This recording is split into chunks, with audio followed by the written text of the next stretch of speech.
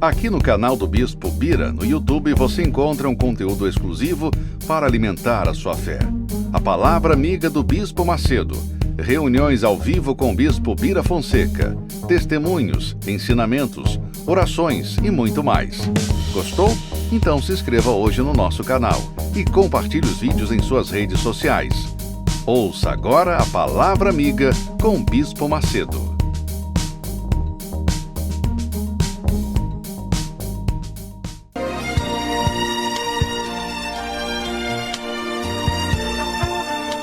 No momento em que a humanidade sofre por tanto desamor, pela fome, pelas guerras, os tóxicos alimentando a violência em nossa cidade, esta emissora traz até você momentos de amor, paz e alegria, através de um programa feito com carinho para o seu coração.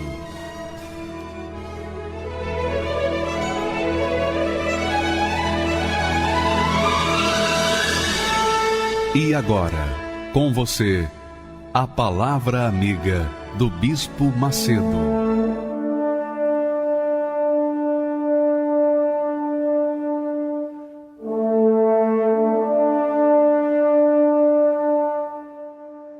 Olá, meus amigos, que Deus abençoe a todos que creem em o nome do Senhor Jesus.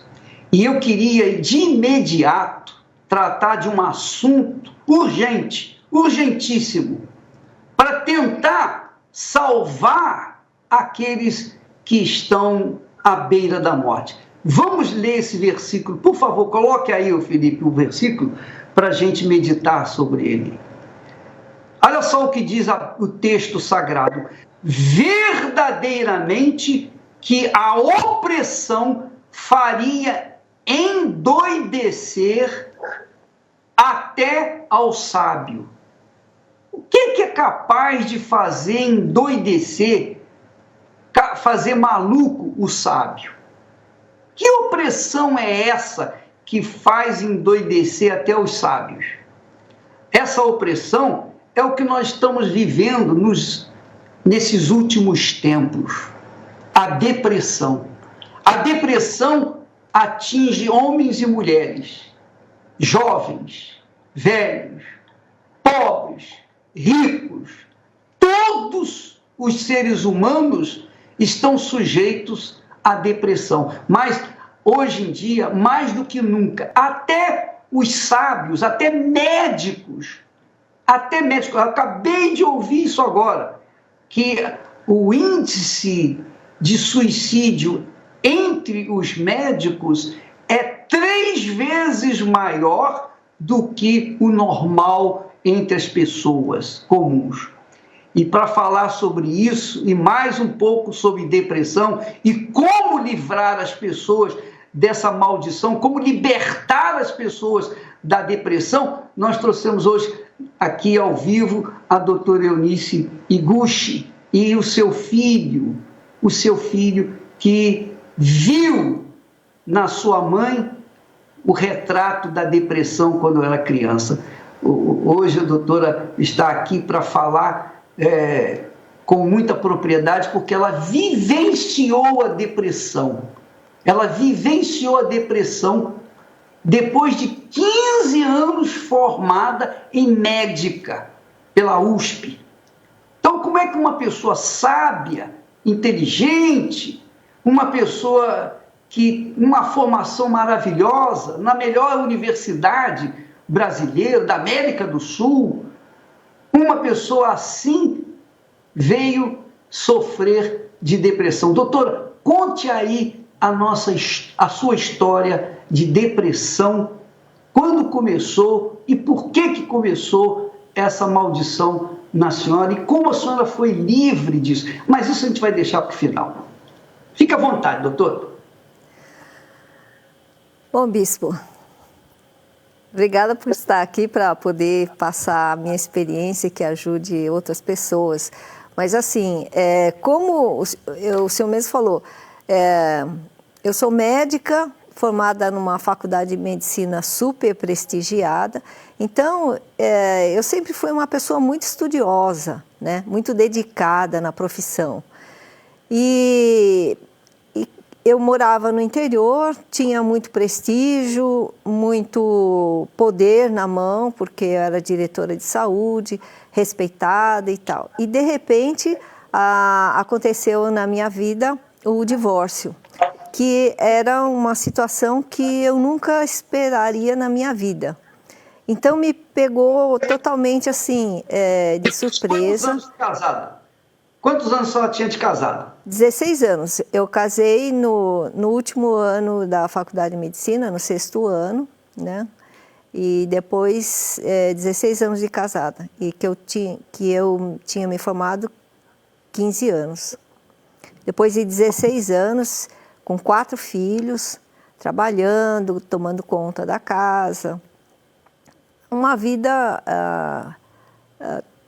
tranquila. Regrada. Assim, feliz, assim, pelo menos que eu achava. Né? Realizada. Profissionalmente, emocionalmente, ajudando as pessoas. Então, eu estava achando assim que eu estava muito bem, né? Que foi uma sequência assim de acontecimentos na minha vida que só me deixavam cada vez mais feliz. E de repente, doutora, é uma coisa mais ou menos parecida com a morte, porque ninguém espera a morte. Às vezes a pessoa está bem, de saúde, ela tem uma família maravilhosa, tem condições econômicas, está tudo muito bem na vida dela. E de repente acontece a morte. Então foi mais ou menos assim que aconteceu com a senhora. Estava tudo indo maravilhosamente bem, mas de repente veio a depressão. Isso. Para mim foi como se tivesse saído o chão dos meus pés e abriu assim um abismo e que não tinha fim. Eu ia caindo cada vez mais, caindo, e esse abismo não tinha fim. Quer dizer que a senhora jamais pensaria, ou estava pensando, jamais passou na sua cabeça que de repente o seu marido podia sair fora? Então, era o tipo da situação que eu tinha. Eu não imaginava que ia acontecer isso, mas eu tinha medo que acontecesse isso. Desde quando eu comecei a namorar, o que eu tinha medo assim, que o relacionamento acabasse. Então, é o que estava escrito em Jó. O que eu mais temia é o que me aconteceu. Assim, não tinha nenhuma demonstração de que haveria esse rompimento. Então, para mim foi inesperado. Mas então veio a tristeza profunda, a depressão profunda, imediatamente ou demorou algum tempo? Bispo, não demorou muito não, porque como eu morava no interior e cuidando dos 4 filhos, o divórcio, assim, no meu caso, foi assim, uma situação que, para mim, além de tudo, representou uma vergonha muito grande para mim. Eu me sentia, assim, menosprezada, baixa autoestima, acabou com a minha vida. Eu me sentia pior, não me sentia mulher, não me sentia... eu achava, assim, que eu era horrorosa, feia, que não servia para nada.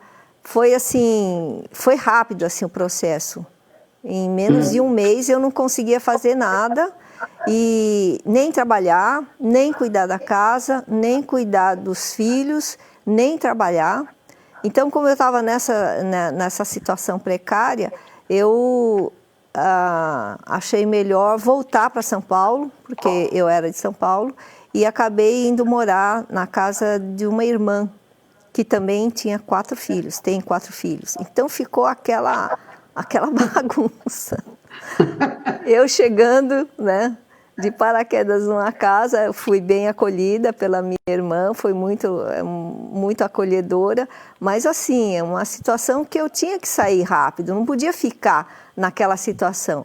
Mas quanto mais tivesse essa cobrança, tanto da família como das crianças e a cobrança maior minha, interna minha, eu ia piorando. Eu não via saída para a minha situação. Eu só chorava, eu não conseguia fazer nada.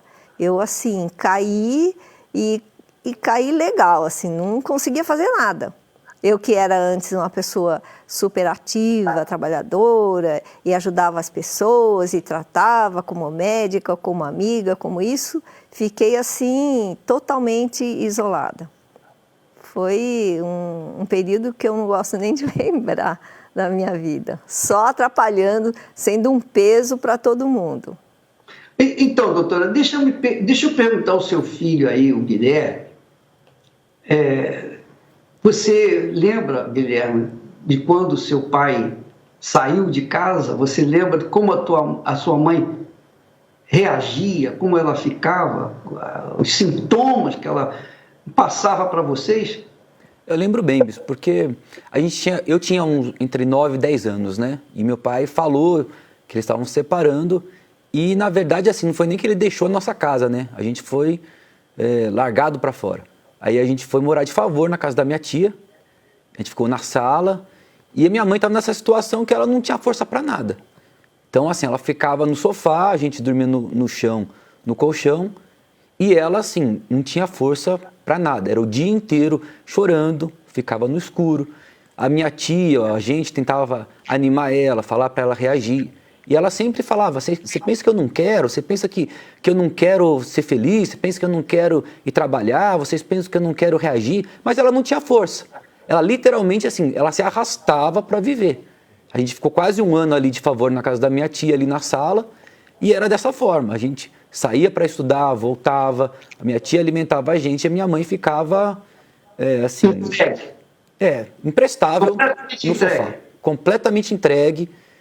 Não se trocava quase não se levantava, ela realmente assim, ela tinha que fazer muito esforço para se levantar e fazer alguma coisa e sair, ela não tinha essa força, é como se tudo tivesse sido levado dela e ela não tivesse presa naquele sofá. E, doutora, uma pergunta que eu queria fazer, a senhora naturalmente lembra desse tempo, a senhora então, o que a senhora fez para minorizar essa situação? Então, Bispo, essa minha irmã que me acolheu, ela é médica.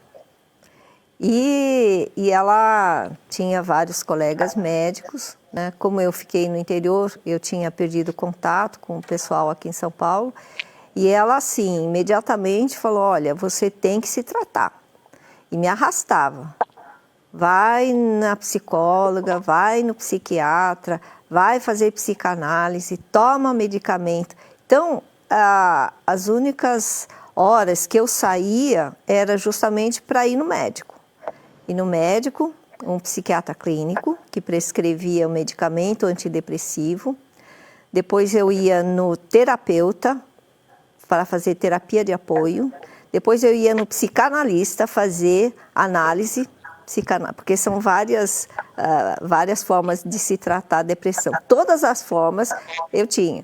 E também um médico que era um psiquiatra renomado, muito renomado, colega dessa minha irmã, também formado na USP, professor, presidente de uma sociedade de psiquiatria e que seguia uma linha rogeriana, que é uma linha mais acolhedora e tal, e era uma pessoa assim muito boa mesmo, de coração, tinha assim um vínculo bom comigo assim para conversar e tudo mais, diferente da psicanálise que não tem vínculo, assim, é só análise das emoções.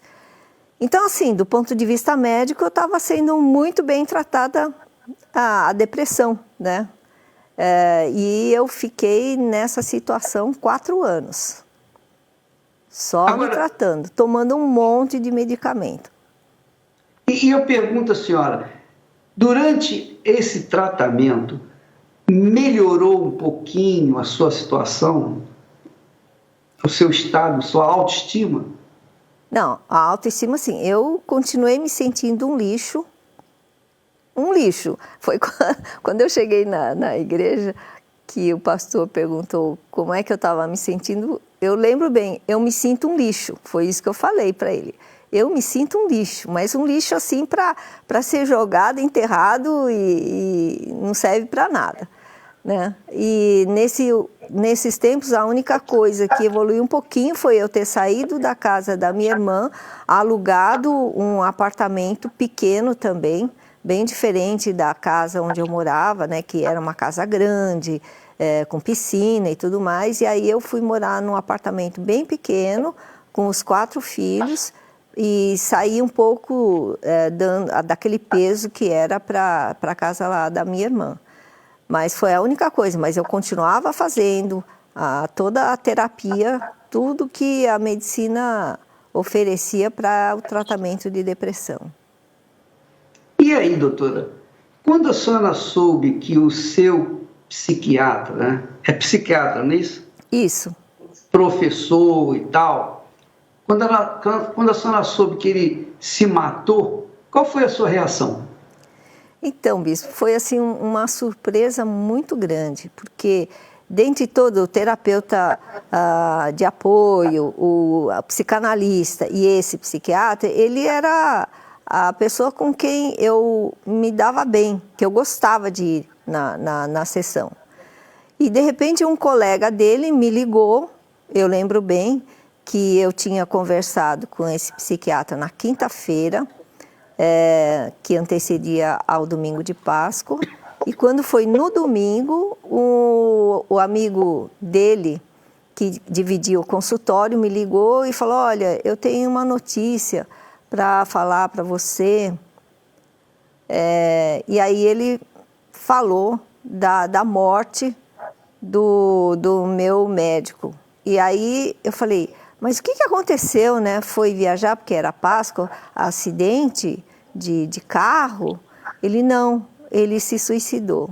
Para mim foi assim um choque muito grande, porque se ele estava tratando de mim da depressão, eu não percebi que ele estava mais deprimido que eu. E nas sessões ele perguntava se eu tinha ideia suicida, e eu falava que sim. Como que eram essas ideias, aí eu relatava: olha, se eu fosse me suicidar, faria isso, assim, assim, assado, tomava tantos medicamentos, porque todo mundo que está na área da saúde, médico, sabe qual a melhor forma, de menos sofrimento para se suicidar, né? Que nem o rapaz que se atirou lá daquele prédio, no baque, ele deve ter sentido uma dor. Foram poucos segundos, mas deu muita dor. Agora, o médico, ele sabe se suicidar sem dor. Injeta ou toma medicamento, dorme e não acorda mais. Então... A senhora estava falando como é que era a vontade de suicidar, como seria. No fundo, a senhora nem sabia que ele estava copiando a senhora para tomar aquela atitude, não é isso? Foi exatamente da forma como eu falei que eu me suicidaria, foi como ele se suicidou. Apesar de que ele, como psiquiatra, sabe várias formas, né? Os médicos sabem a melhor forma de se suicidar sem sofrimento. E foi o que aconteceu.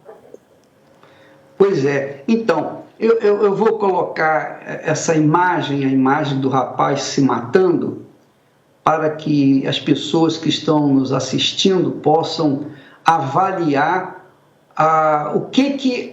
qual é o fim, normalmente, o que é o fim de uma pessoa depressiva. O que acaba acontecendo com uma pessoa depressiva. Mas antes de nós mostrarmos essa imagem que nós mostramos ontem, que são imagens fortes, eu queria que você lesse comigo esse texto que nós acabamos de publicar, o texto de Eclesiastes, capítulo 7, versículo 7. Vamos ler novamente, só para refrescar a memória das pessoas. Verdadeiramente, olha o que diz a Bíblia, verdadeiramente que a opressão, e coloca aí o nome aí, depressão, porque eu acredito que naquela altura não havia a palavra depressão.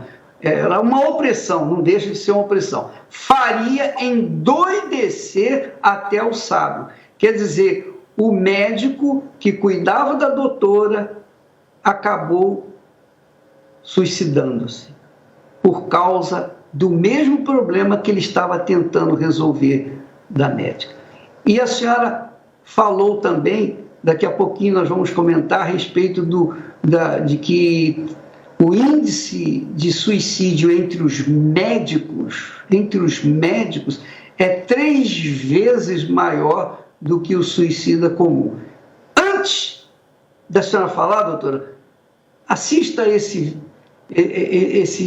suicídio horroroso que aconteceu lá em Copacabana, no alto de um edifício que era um hotel, que tinha naturalmente uma piscina lá em cima, e o rapaz que se matou, ele estava de sunga, quer dizer, estava na piscina, e por conta disso, imagina-se que ele tivesse condições econômicas. Ele tinha condições econômicas, porque se matou de um edifício fino em Copacabana. Vamos assistir, por favor. Roda aí, meu caro. Caraca, brother, olha isso, mano. Aqui em Copa, velho. Que doideira. Meu Deus, não! Jesus! Meu Deus! Jesus! Caraca! Meu Deus! Jesus!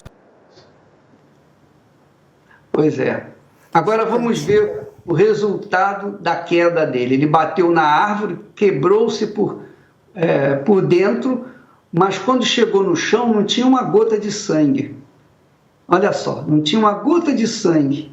Ele estava todo desconjuntado, os ossos todos fora do corpo, quer dizer, dentro do corpo, mas todos quebrados por causa do impacto com a árvore. Eu fiquei imaginando, doutora, que esse rapaz, ele quisesse mostrar algo a mais, porque uma pessoa se suicidar só de sunga, ele queria mesmo mostrar as suas vísceras para o mundo, ou acredito que queria dar um recado para as pessoas do sofrimento dele, da angústia dele. O que a senhora tem a dizer, doutora, a respeito desse assunto e também dos médicos que estão se matando assim à revelia? Então, bispo, a pessoa para cometer um ato desse, né, acabar com a própria vida, é porque não vê sentido algum na própria vida. Tudo fica cinzento, não tem nenhum brilho, a vida não tem nenhuma luz, a vida não significa nada, não vê sentido, não quer fazer nada, não conversa com ninguém. Então, assim, talvez tenha sido um ato extremo para que conseguisse se comunicar. Porque para a pessoa, quando chega a cometer o suicídio, ela passou por várias fases. A fase de isolamento, a fase de cobrança própria, essa opressão, né, como fala em Eclesiastes, é muito grande, uma cobrança interna muito grande, e depois não vê sentido para nada, para a própria vida. E como não tem sentido nenhum, e mesmo que seja até bem sucedido, tenha posses e tudo mais, mas internamente existe um vazio, um abismo tão grande que a pessoa acaba mergulhando nesse abismo, né? Então, é o que a gente vê também entre os médicos. A partir do 4º ano, principalmente, a pessoa entra na medicina com provável vocação para querer ajudar as pessoas, para fazer o bem, e quando começa a ter um contato com a realidade, vê que não consegue, e também não vê sentido para a própria vida, não consegue ajudar, às vezes, grande parte não consegue curar, não consegue fazer a vida melhor. E o médico, principalmente, quando ele se depara com essa frustração, ele não está assim preparado para viver frustrações. Ele se sente mesmo assim, onipotente. eu posso curar, eu posso ajudar. E aí, quando começa a tratar e a lidar diariamente com a dor das pessoas, com a dor, o sofrimento humano, e ele não vê saída para isso, ele não vê sentido na própria vida. Então, é por isso que vários trabalhos mostram que ele acaba se suicidando. Primeiro que ele não conversa, ele tem vergonha de mostrar fraqueza para outras pessoas, que ele está doente, que ele precisa de ajuda. Ele começa a ter um isolamento maior em relação às pessoas. E se houver algum fator desencadeante, né, de perdas, ou de pessoa querida, ou de emprego, ou de alguma perda na vida, ele não aguenta, não vê sentido e depois acaba se suicidando. Então, eu estava até lendo sobre esse assunto. Nos Estados Unidos, um médico por dia se suicida. É de 300 a 400 médicos por ano que se suicidam. Aqui no Brasil ainda não tem uma estatística grande, né? Mas vai mais ou menos no mesmo sentido. Mundialmente já está sendo muito debatido e ações preventivas para que haja uma diminuição, ações de prevenção de suicídio na área da saúde. Então, doutora, a senhora que vivenciou a depressão, seria bom que a senhora pudesse falar com as pessoas que estão nos assistindo agora e trazer para elas uma palavra que venha acender, ainda que seja mínima a chama da fé, da esperança, venha mostrar para elas que existe uma saída. Existe a saída da depressão. Porque se a gente descobrir a causa da depressão não é uma causa de perda simplesmente, porque a senhora perdeu o seu marido, entrou na depressão. Mas se a senhora tivesse arranjado um outro marido, essa depressão não iria sair, ou iria sair? Claro que não iria sair, porque a senhora colocou toda a sua esperança, toda a sua vida na pessoa do seu marido. Quando ele saiu, então o chão se abriu debaixo da senhora e a senhora caiu. Ora, esse é o tipo de doença estritamente espiritual, Ela tem um fundo espiritual. Quando a pessoa não tem uma fé viva, atuante, exercitada, praticada na palavra de Deus, é claro que isso é possível. Inclusive, pastores estão se matando, mesmo sendo pregadores da palavra de Deus, mas são pregadores de vento. Por quê? Porque uma pessoa que prega o evangelho e se suicida é tão oprimida, é tão possuída, é tão cheia de espíritos imundos quanto as pessoas que têm comuns, as pessoas que têm depressão, como era o seu caso. A senhora era uma pessoa possuída por uma entidade, ou por entidades. Por isso a senhora sentia aquela cobrança. Cobrança de quem? Quem poderia cobrar da senhora? Se não uma coisa que estava dentro da senhora. É ou não é? É exatamente isso. Bispo, olha, a experiência que eu tive foi assim, realmente, para mim, fantástica. Porque jamais passou pela minha cabeça, com tanta ciência, que o meu problema era espiritual. E graças a Deus, assim, que eu numa noite em que eu estava deprimida, eu estava ouvindo um radinho, né? Naquela época era um radinho de pilha, foi em 1994 para 95, e eu mudando de estação, eu ouvi na rádio, era a Rádio São Paulo, mas eu nem sabia que era a rádio da igreja. E eu só ouvi uma oração.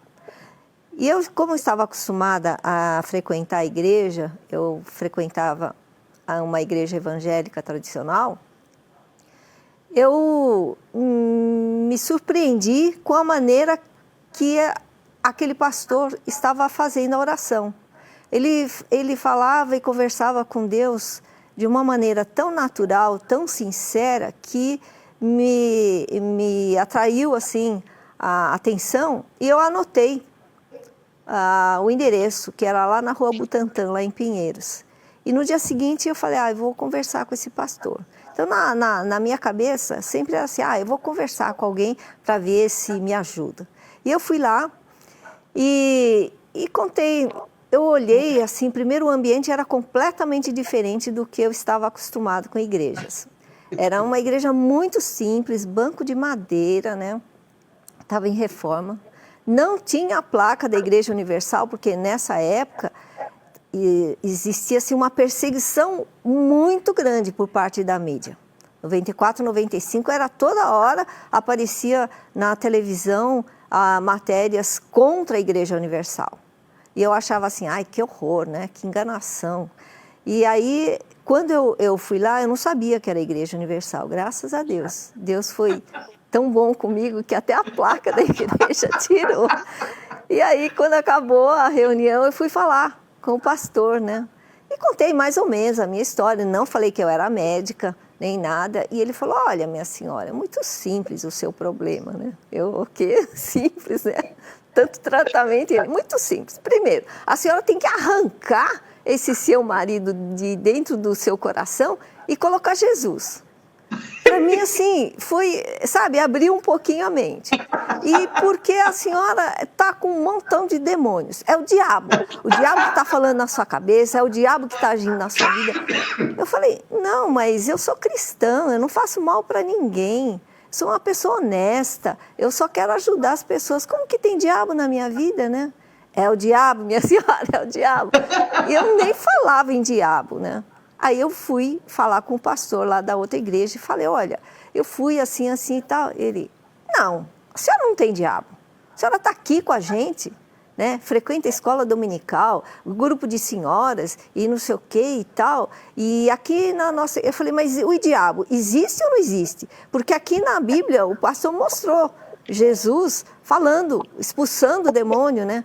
Ele, olha, até existe, mas a gente não vai ficar perdendo tempo com isso, o pastor lá da igreja falou.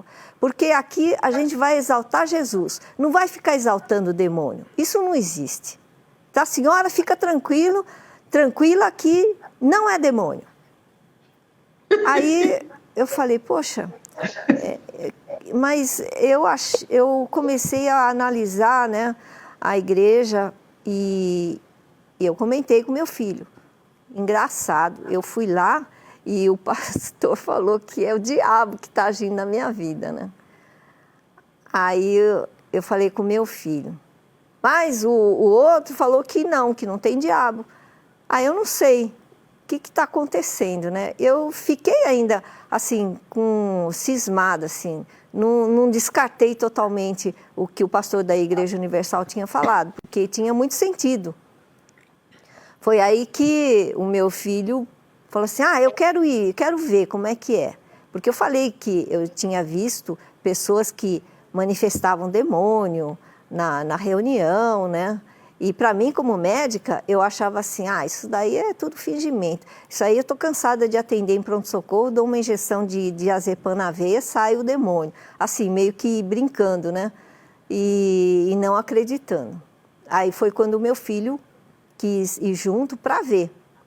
Aí a gente voltou, ele queria assistir, aí depois eu falei assim, olha, Guilherme, não vou voltar mais nesse lugar. É um bando de doido, foi bem isso que eu falei. É todo mundo doido, aqui eu vou ficar mais maluca. Eu já estou mal, vou ficar pior ainda. Vou ficar pior porque é gente falando alto e gritando, e é uma psicose, é uma paranoia, é uma lavagem cerebral, é uma catarse coletiva, Eu comecei a falar todos os termos técnicos, né, do ponto de vista médico. Foi aí que ele falou, mas mãe, depois que você foi, você parou de chorar. A primeira vez. E aí, Guilherme, o que você tem? Você lembra desse dia? Lembro sim, bispo, porque a gente tinha rodado acho que toda São Paulo, todo tipo de igreja. Se eu for contar, que eu nem vou lembrar, mas a gente foi em todo tipo de igreja. Foi em espírita, era da igreja católica, foi da igreja metodista, foi igreja anglicana, foi tudo quanto é igreja que podia encontrar, minha mãe levava a gente. E ninguém resolvia. Aí quando ela falou da igreja universal e o que o pastor tinha falado, eu falei, eu quero ir lá ver. Chegou lá, a gente esperou acabar o culto, quando acabou fui falar com o pastor. Ele falou, olha, isso aí é um demônio. Foi a primeira vez que alguém me falou exatamente por que minha mãe sentia tanta dor.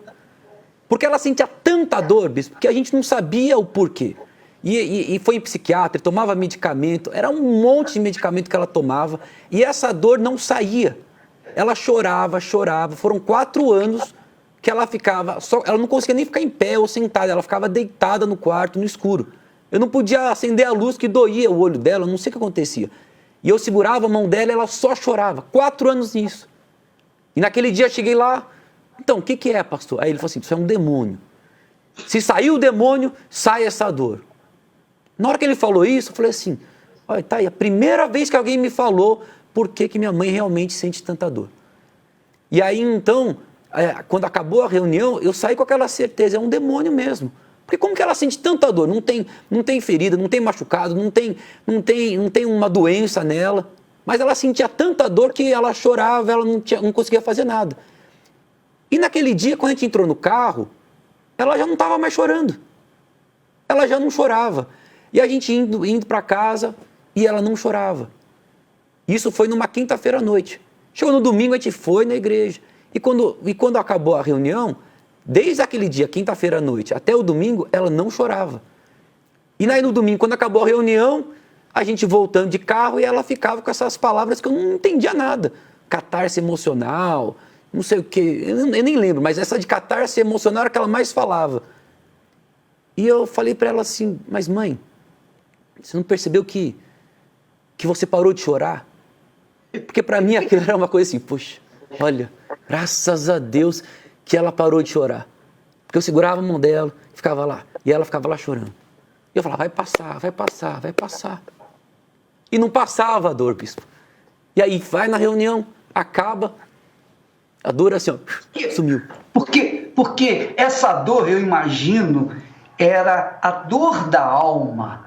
E a dor da alma não pode ser detectada, né, num órgão específico, doutora. Concorda comigo? Porque eu entendo da parte espiritual, da parte física, eu não entendo nada. Mas eu entendo que a senhora sofria uma dor da alma.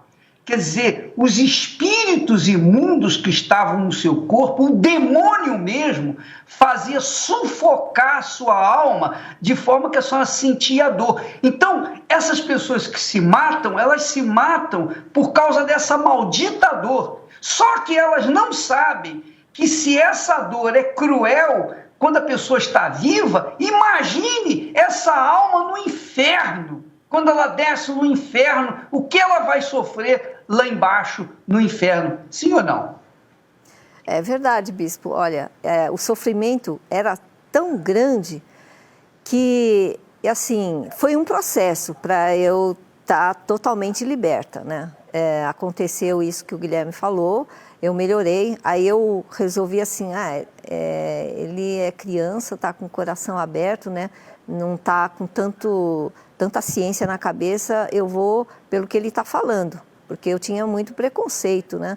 Aí, o que aconteceu? Eu resolvi jogar todos os livros. Eu tinha muito livro em casa, muito livro. De autoajuda, livro espírita, livro de autoconhecimento, de tudo quanto é coisa. Joguei tudo. Toda de psiquiatria, de psicanálise, de tudo quanto é coisa. Joguei e se não servia para mim, não ia servir para ninguém. Joguei no lixo. Nem doação não fiz. E comecei a ir de segunda a segunda. Eu ia todos os dias na igreja. E se desse, eu ia de manhã e à noite.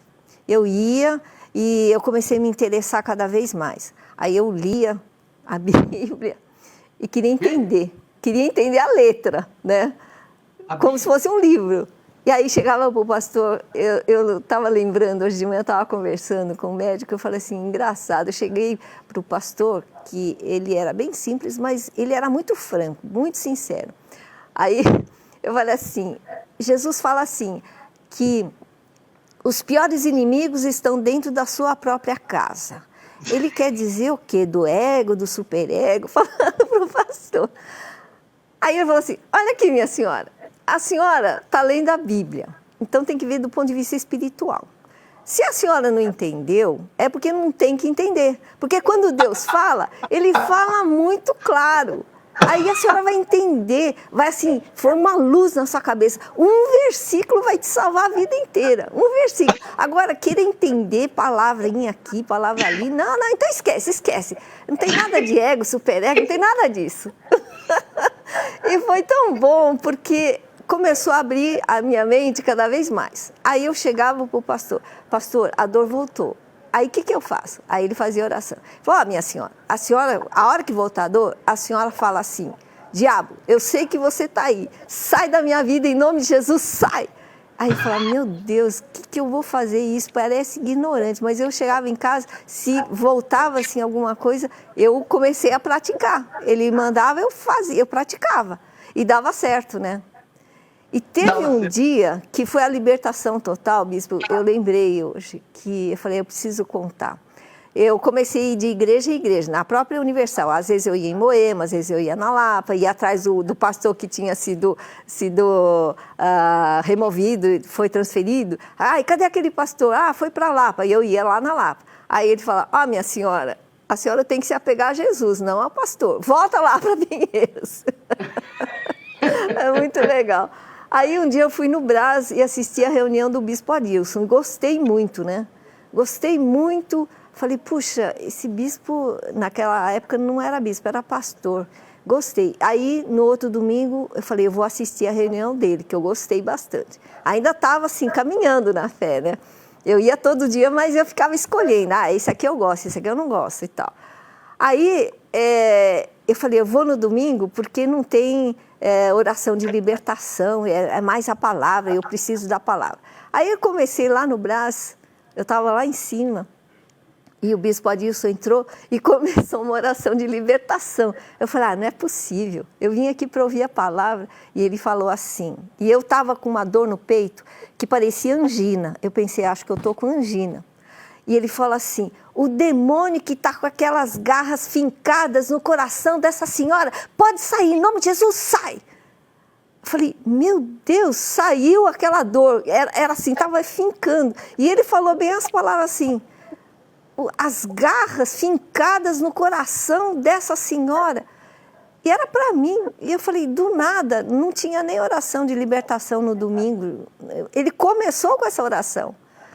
Olha, dali por diante, nunca mais eu tive, assim, essa opressão. Eu fiquei liberta, porque abriu a minha mente para o mundo espiritual de tal forma que eu li a Bíblia e comecei a entender muito mais. Eu não precisava toda hora ir lá, né, atormentar o pastor para querer saber o que é isso, o que é aquilo, o que está aqui, quer dizer o quê, né? E aí Deus foi falando comigo, até eu correr atrás do batismo do Espírito Santo. Isso aí. Olha, essa história é muito bonita, essa experiência que eu passei, bispo. Porque... Pode falar. Não, o pastor falou assim, a senhora tem que ser batizada com o Espírito Santo. Eu falei, mas o que é isso? É Deus, o próprio Deus dentro da senhora. Eu falei, mas o que o Espírito Santo vai fazer em mim? Aí ele falou assim... É o seguinte, a senhora era evangélica. E não conhecia a Bíblia. Espírito Santo. Como é que a senhora era evangélica e não conhecia o Evangelho? Hein, ô Guilherme, como é que se explica isso? Não tem explicação, viu, bispo? Porque era incrível mesmo, a gente... E o pastor lá da igreja que a senhora frequentava, falava que não ia dar crédito para o diabo, só glorificava Jesus. E não resolveu, né, doutora? E ele começou, né, mãe? Começou a ir atrás, até quando a gente começou a ir na Igreja Universal e a vida da minha mãe começou a mudar, a nossa vida começou a mudar. E ele continuou indo lá em casa, às vezes, para fazer visita e tal. E ele começou, na verdade, a perguntar como é que isso estava sendo, como que estava acontecendo. E a gente ficava contando o que acontecia dentro da Igreja Universal, qual era a palavra, qual era a fé que a gente estava agindo. E só faltava ele pegar um caderninho e começar a anotar. Porque ele começou a ficar impressionado em ver, bispo, assim, olha a fé, olha o que eles estão falando. E ele não tinha coragem de falar assim, olha, isso não existe. Que na primeira vez ele disse, o demônio existe, o diabo existe, mas a gente não pode gastar tempo falando dele. A gente tem que gastar tempo falando de Jesus. Esse que era a forma de igreja evangélica que a gente estava indo. E quando a gente foi explicando da fé, ele vinha e perguntava para minha mãe, mas e como que era isso? E cada vez que ele vinha, cada semana, minha mãe ficava ensinando o que a gente tinha aprendido na igreja, de como realmente agir a fé. Quer dizer, ele era pastor, pregava a Bíblia, mas não sabia da ação do diabo na vida das pessoas. E essa é a razão porque os pastores agora virou moda, pastor se matar. Por quê? Porque não conhece a Bíblia.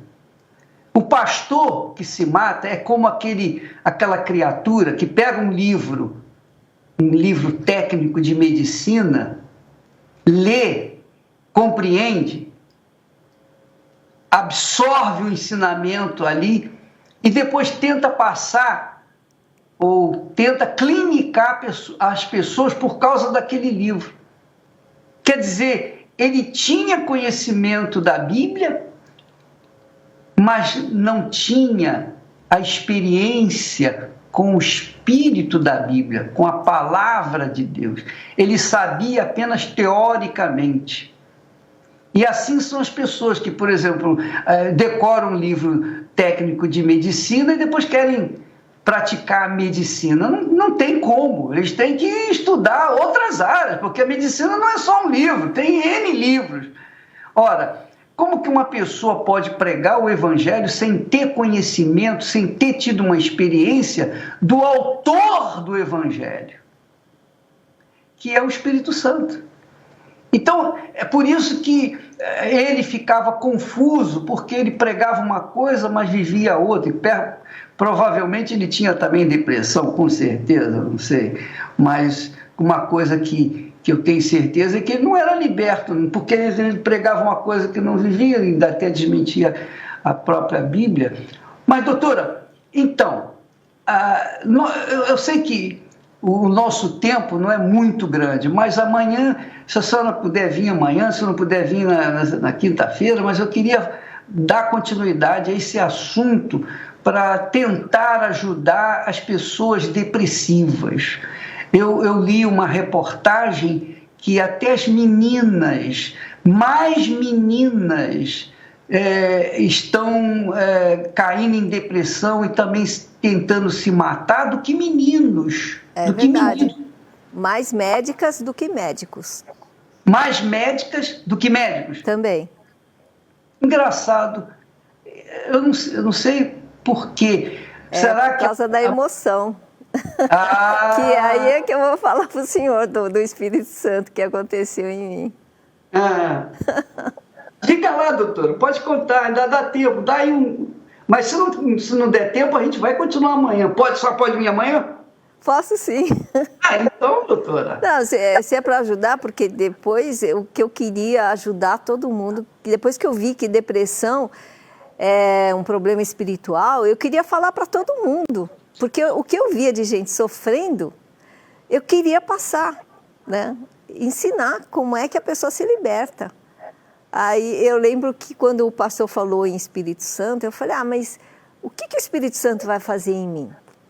Aí ele falou, em primeiro lugar, a senhora vai ser uma pessoa sem tantas dúvidas assim.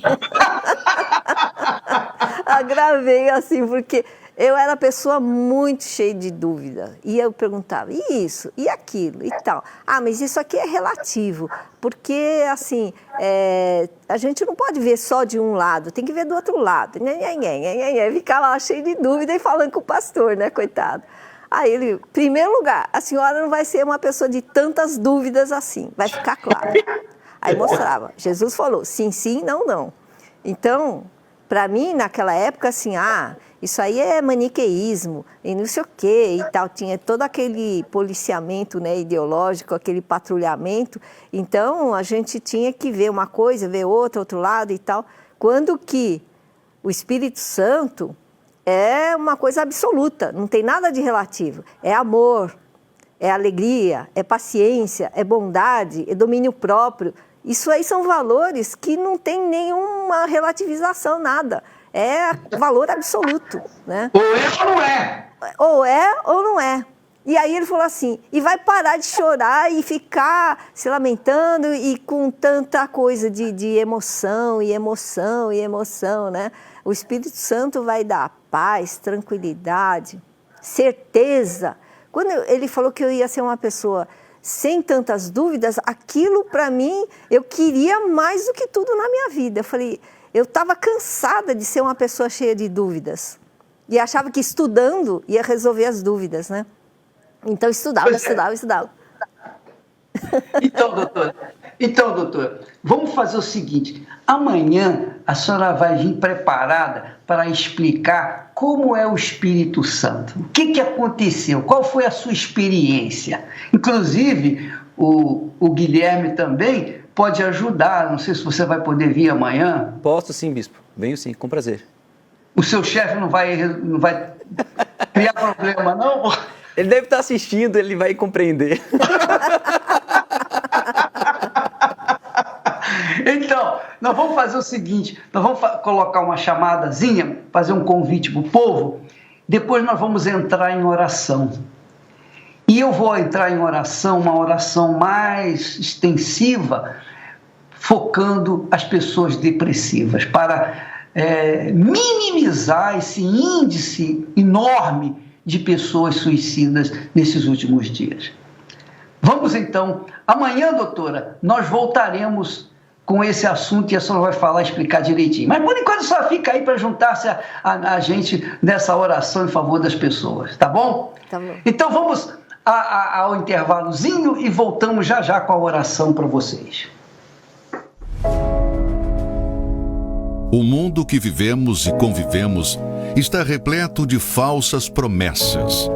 O seu brilho atrai, engana e arranca da sua vida algo que tanto você procura: a sua paz de espírito.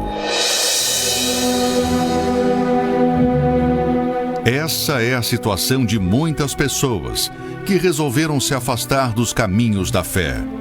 Deixaram de orar, de jejuar, de ir à igreja. Devagarinho abandonaram a Deus. Talvez você esteja assim ou conhece alguém nessa situação, perdida e sem rumo, mas lá no fundo, com saudades e querendo experimentar novamente a paz de espírito que o mundo não pode dar.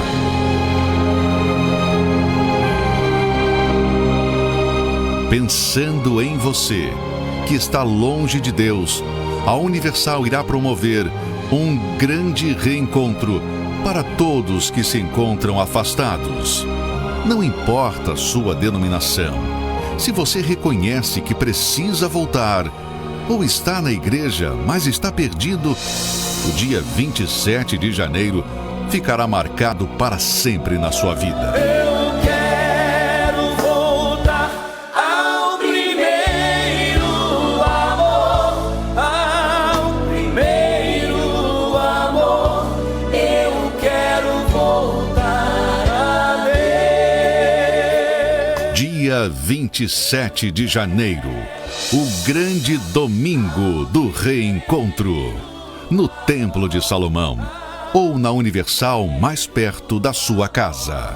Eu quero voltar a ver. Elevo os meus olhos para os montes, de onde me virá o socorro. O meu socorro vem do meu Senhor, que criou os céus e a terra. Não deixará que o teu pé vacile. O Senhor é quem te guarda.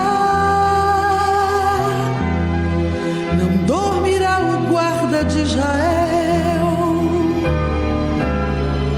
pois Ele é o teu socorro. Meu Pai querido e amado, em o nome do Senhor Jesus, o teu Filho amado e entregue para levar as nossas culpas, nossos pecados, nossas doenças, nossas enfermidades, nossas transgressões, nossas depressões, em nome dele, pelo que ele fez por nós, pela justiça dele, nós elevamos os nossos pensamentos a ti. E eu peço, meu Pai, particularmente eu peço, em favor daquelas criaturas que estão me ouvindo, assistindo, participando dessa oração e que se encontram em situação semelhante e talvez até pior do que a doutora Eunice se encontrou. Essa criatura que vem chorando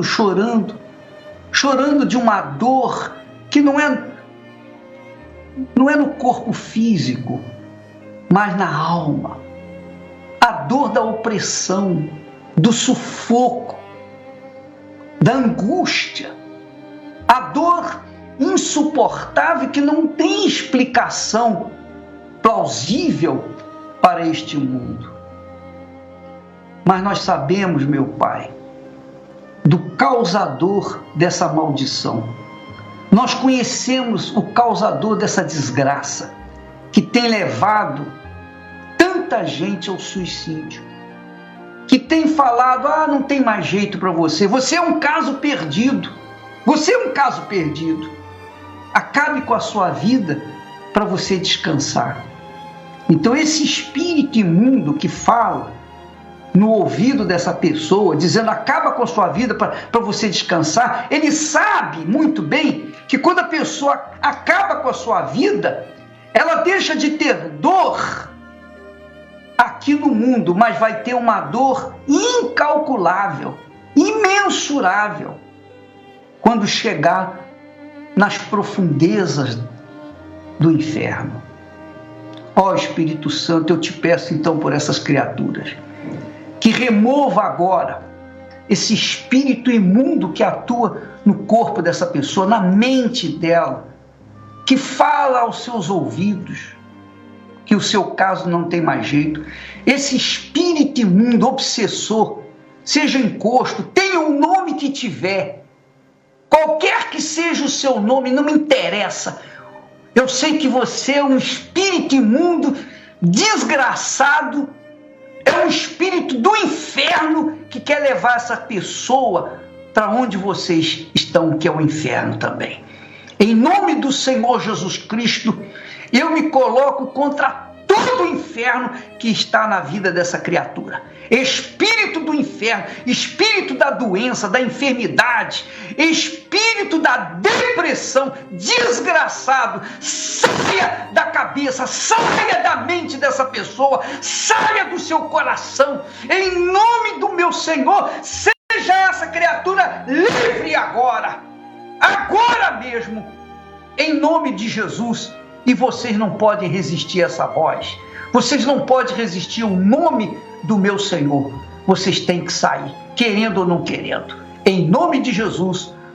Meu Pai, confirma isso agora na vida dessas pessoas, confirma isso agora, meu Pai, nesse instante, de forma que essa criatura se sinta leve, aliviada, ela se sinta alegre, ela se sinta em paz, para provar para ela, meu Pai, que só o Senhor é Deus, que o que o Senhor fez no passado, o Senhor faz no presente e fará no futuro, porque o Senhor não mudou e jamais mudará a sua maneira de ser. Em nome do Senhor Jesus Cristo eu te peço, e todos os que creem digam amém e graças a Deus. Jesus, tocou-me, de paz Ele encheu meu coração.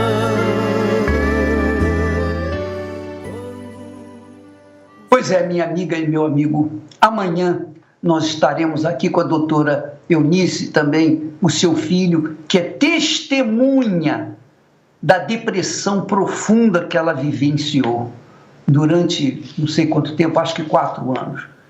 Então ela estará aqui amanhã, não contando simplesmente as suas experiências com a depressão, mas contando as suas experiências de libertação.